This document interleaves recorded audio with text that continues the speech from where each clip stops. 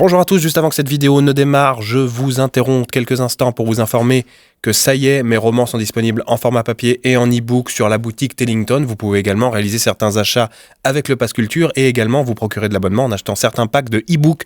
Voilà, donc n'hésitez pas à aller checker tout ça, le lien est dans la description. Regardez comme ils sont beaux mes romans, ils sont sur cette petite étagère là et je les ai aussi près de moi et j'en ai des dizaines et des dizaines de cartons. Dévalisez-nous. Le lien est dans la description. Bon épisode. Le lien est dans la description. Tellington, des histoires qui s'écoutent. Il faut sauver Andrew. Chapitre 7. Edius Balorn. Albedius, ou plutôt Edius, était acculé. Sa couverture était tombée et ses mensonges ne prenaient plus. Assis sur une vieille chaise en bois, il faisait face à l'inspecteur Bloom et à Talion, qui le fixait d'un regard inquisiteur. Il commença à expliquer. La porte dans laquelle nous nous trouvons n'est pas celle de votre ami Andrew. On avait remarqué, commenta Alias en balayant le bureau magique du regard. Vous avez des livres magiques? Non, plus maintenant. L'Empire me les a pris. Et si vous commenciez par le début de l'histoire qui vous a conduit à Marmottin, poursuivit Talion. Tout comme vous, cher Talion, je suis un Dokipa. Comme nombre des nôtres, j'ai vécu caché durant des années, priant pour que l'Empire ne me retrouve jamais.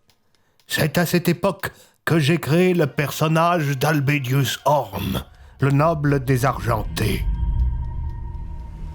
La calèche filait à vive allure dans les rues pavées de Port-Noble. Ce jour-là, une pluie abondante s'abattait sur le continent égadien. Une météo idéale qu'Albedius avait attendue durant près d'une semaine. Alors que le cocher subissait de plein fouet les intempéries, à l'intérieur de l'habitacle, 2 personnes faisaient face au propriétaire de porte. Sommes-nous vraiment obligés de voyager par ce temps, père? Je te l'ai déjà dit, Lily, c'est pour notre sécurité. Je ne comprends pas.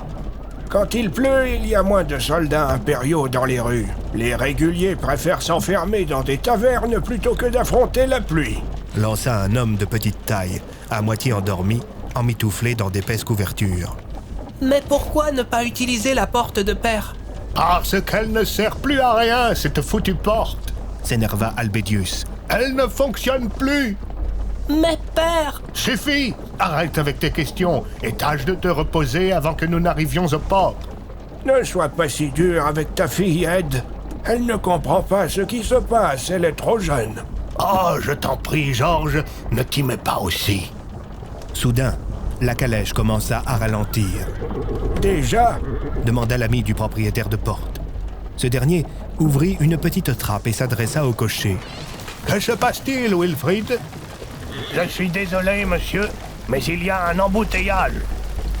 Devant la calèche des Horns s'en trouvait une dizaine d'autres dont les chevaux avançaient au pas. Bientôt, on put voir sur le bas-côté des uniformes bleu marine. Par tous les dieux, il y a un contrôle, lança Edius.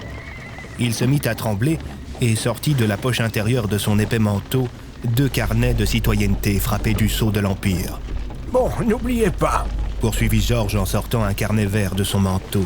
Je suis Georges de Bâtoncourt, ambassadeur d'Atarion, et vous êtes Albedius et Lily Horn, 2 invités de marque qui m'accompagnent à l'Andro pour affaires. Bientôt, des aboiements de chiens se firent entendre.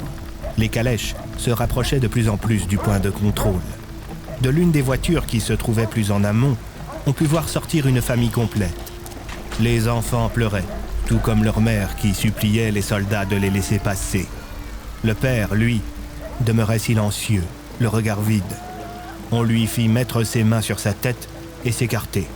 Il fut poussé avec force vers un groupe d'hommes qui étaient entourés de soldats impériaux, dont les longs manteaux bleu sombre touchaient le sol boueux. Allez, mon gars, avec les autres. Mais enfin, je ne comprends pas. Je suis un ami de Richard de Rockwell. Vous pouvez vérifier, je vous assure, c'est une erreur. Prévenez-le, prévenez Richard. C'est un regrettable malentendu. C'est marrant comment tous les gars qu'on arrête en train de fuir le pays sont soudainement des grands amis de notre chef suprême. Soudain, devant le petit groupe de soldats, Un gradé fit son apparition.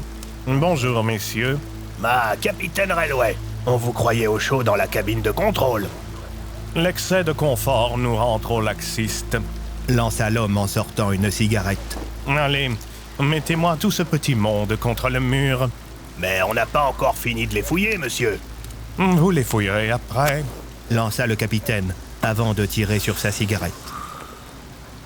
Calèche suivante. Cria-t-il ensuite, avant de se diriger vers les hommes chargés de contrôler les véhicules. Bientôt, ce fut au tour de la calèche d'Albedius de se faire contrôler. Un soldat ouvrit la porte et fit entrer un chien dans l'habitacle, ce qui fit sursauter Lily. Gardez bien le dos collé au mur. Laissez faire le chien et ne le touchez pas. Lança le soldat. Pas d'objet magique sur vous. Georges déglutit. Je suis ambassadeur et... Répondez à la question. Non, pas d'objet magique, monsieur. Répondit Albedius tandis que sa fille le regardait, morte d'inquiétude.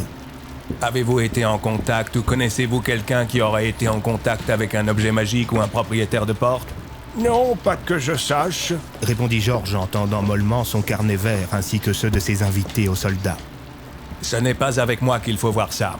Répondit le maître chien en faisant ressortir son animal. Allez, par ici. C'est bon, mon capitaine. Railway prit le relais. Toujours avec sa cigarette au bord des lèvres, il s'empara des papiers de Georges, Edius et Lily. Messieurs, dames, bonjour. Sale temps, n'est-ce pas? Surtout pour les traîtres. Plaisanta Georges. Eh bien, monsieur l'ambassadeur, je ne savais pas les Atariens capables de plaisanterie, surtout par les temps qui courent. L'ambiance qui règne en Negadia est des plus pesantes. Il me paraît nécessaire de rire pour ne pas pleurer. Une atmosphère que votre pays contribue à installer en refusant de s'aligner sur la politique de monsieur Rockwell. Nous ne pouvions tolérer l'invasion des territoires de l'Alliance. Vous avez la mémoire courte. Vos anciens dirigeants étaient à nos côtés lors de la première campagne, ambassadeur. Je ne suis pas autorisé à commenter la politique interne de mon pays, surtout depuis qu'il est en guerre avec le vôtre. Votre joli petit carnet vert vous protège uniquement grâce à la signature des accords de Domia. Méfiez-vous, monsieur de Bâtoncourt. Ces accords sont sur le point d'expirer. À moins que leur expiration ne survienne dans les prochaines minutes, je vous serai gré de bien vouloir nous laisser passer. Comment ça, nous? Répondit Railway avec une lueur dans le regard. Eh bien, moi et mes invités de marque. Oh, mais vos invités de marque n'ont, sauf erreur de ma part, pas de petits carnets verts. Les leurs sont bleus, la couleur de l'Empire. Ils sont attendus à l'Andro. Répondit sèchement Georges.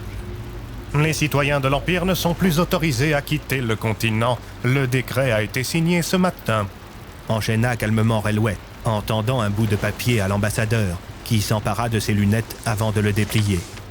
Nous, Richard de Rockwell, instituons par le présent décret l'interdiction pour tous les citoyens de l'Empire de quitter le continent en vertu des lois nouvelles sur l'immigration. Décision contresignée par l'ordre des lettrés et approuvée par le Conseil consultatif du Diktat. Ah, voilà qui me plaît guère. Georges grogna et rendit le papier à Railway. Monsieur Horn, Reprit le capitaine. la route sur laquelle vous vous trouvez conduisant au port, je vous demanderai de bien vouloir quitter votre véhicule avec votre fille, sous peine d'être arrêté. Nous saisissons votre calèche, l'armée en a besoin. Mais enfin, nous devons nous rendre en Atarion, c'est très important. Monsieur l'ambassadeur, vous êtes placé sous notre protection. Nous allons vous escorter jusqu'à votre navire. Répondit sèchement Railway, en faisant un signe à deux de ses hommes qui firent monter Georges dans une grosse charrette, où se trouvaient d'autres personnes autorisées à quitter le territoire, soit car elles étaient diplomates, soit car elles appartenaient à des peuples alliés de l'Empire. Je suis désolé, Edius. S'exclama Georges, en se tournant vers son ami. Ce n'est pas grave, mon ami. Merci pour tout. Nous nous reverrons bientôt. Lança le Dokipa, en prenant la main de sa fille. En entendant la façon dont Georges avait appelé son ami, Railway fut soudainement pris d'un doute. Alors qu'Edius, Lily et Wilfrid remontaient à pied la longue file de calèches qui se faisait contrôler, le capitaine, à la cigarette, se mit à marmonner. Edius, Edius, Albedius, Horn, Edius. Railway pressa le pas et se dirigea vers la cabine de contrôle. sorte de petit avant-poste en bois où les gradés pouvaient se reposer. Il fouilla sur une étagère et en sortit un gros livre. Sur la couverture, on pouvait lire « Recensement des propriétaires de portes ». Il tourna les pages à toute vitesse. Edalno, Edios déjà arrêté, Edius Balorn, Albedius Horn, Edius Balorn. Veuf avec une jeune fille, aperçue pour la dernière fois entre rives il y a 1 an. Albedius Horn est en fait Edius Balorn. Relway se tourna vers ses hommes. Avec moi, messieurs! Un groupe de tuniques bleues sortit alors de la cabine et se mit à marcher rapidement vers Lily et son père. Ce dernier les remarqua et ils accélérèrent le pas. « Arrêtez-vous, Edius !» cria Relway en sortant de son uniforme à mousquet, qu'il dirigea dans la direction de Lily. « Arrêtez-vous, votre fille prendra une balle dans le dos !» Le Dokipa se figea et stoppa sa fille avec sa main avant de se placer devant elle. Relway sourit et tira droit dans la direction d'Edius. C'est alors que se produisit quelque chose qui devait se produire. Du sol jaillit une vieille porte en bois qui se mit entre le Dokipa et la balle de Relway. Cette dernière ricocha contre la porte et ce dernier put vérifier sa théorie. Il sortit de son uniforme à sifflet et souffla dedans. Les maîtres chiens lâchèrent leurs animaux et une trentaine de soldats foncèrent dans la direction d'Edius et de sa fille. Tous deux finirent allongés face contre terre, la mâchoire écrasée contre les pavés et des chiens grognant à quelques centimètres de leur corps trempé. « Edius Balorn, vous êtes mon nouveau jouet !» lança Relway, en s'agenouillant auprès du vieux Dokipa, dont les yeux étaient emplis de larmes. Découvrez la suite de cette histoire en vous rendant sur Tellington. Le lien est dans la description.